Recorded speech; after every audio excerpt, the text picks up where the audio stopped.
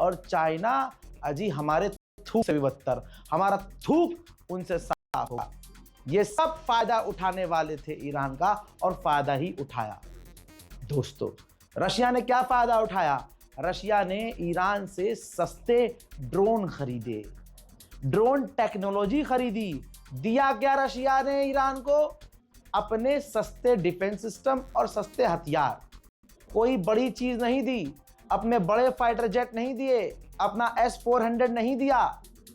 मुसलमानों, समझा? जियो पॉलिटिक्स आज ना समझोगे फिर कब समझोगे? चूतड़ हिलाने वाला रील देख कर ही खुश होते रहोगे?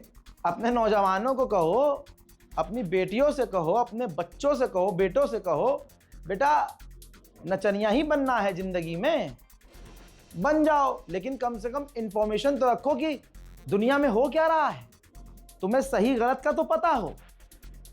दोस्तों, इस पर भी ध्यान देने की जरूरत है। जिनको आप फॉलो करते हैं, अरे यार मुसलमान क्रिएटर है, ये फलाना दरबार है, ये यजीद आवेश दरबार है, यजीद का दरबार है, जन्नत जुबैर है, जहन्नम जुबैर है, ऐसे बहुत सारे क्रिएटर्स हैं।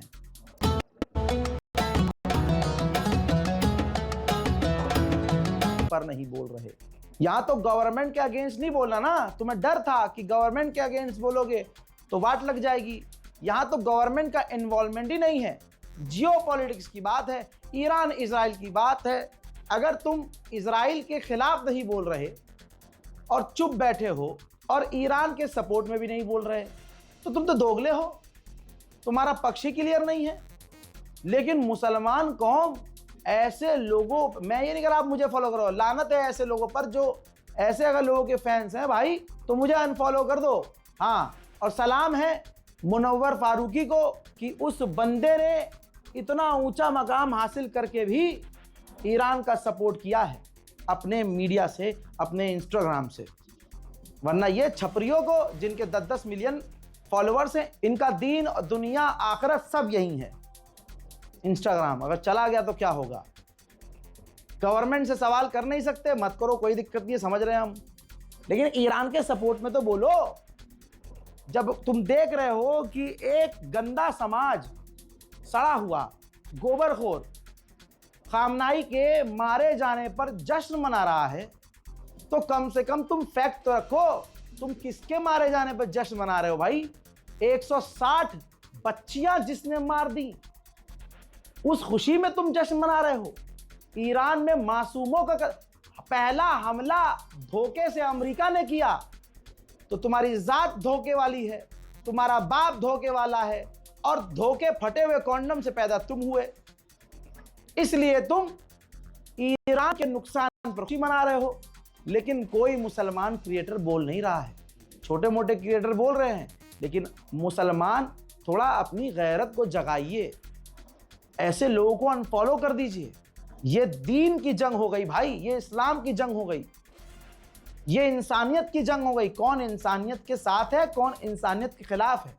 जिन मुसलमान क्रिएटर्स को आप फॉलो करते हैं, अगर वो हक नहीं बोल रहे हैं तो सिर्फ आप उनके चूतड़ और सीना देखने के लिए उनको फॉलो कर रहे हैं, और वो सब यही दिखाने के लिए जी रहे हैं। आप पे भी लानत है और उन पे भी लानत है, उन लोगों पे भी लानत है जो इनको फॉलो कर रहे हैं।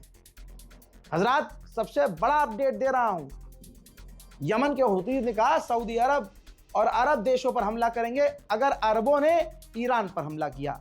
अमेरिका का डिफेंस मिनिस्टर दुनिया के सामने आया और उसने एक्सेप्ट कर लिया कि ये वॉर, ये जंग कभी फेयर थी ही नहीं, ये जंग कभी फेयर नहीं थी, मान लिया उसने, और कहा कि दुनिया की सबसे बड़ी ताकतवर एयरफोर्स ने ईरान के आसमान पर कब्जा कर लिया, उनके पास कुछ नहीं है, ईरान है। ईरान ने अमेरिकी युद्धपोत को निशाना बनाया, सैटेलाइट इमेज से साफ नजर आ रहा है कि युद्धपोत में आग लगी है। अमेरिका का युद्धपोत तबाह हुआ है, अमेरिका मान नहीं रहा है, ईरान ने कंफर्म किया है।